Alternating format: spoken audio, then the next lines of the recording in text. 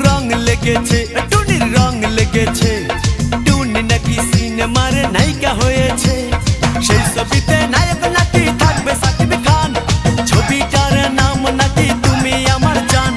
টুনির জ্বালায় এবার আমার যাবে রে প্রাণ রং লেগেছে মনে রং লেগেছে টুনি নাকি সিনেমার নায়িকা হয়েছে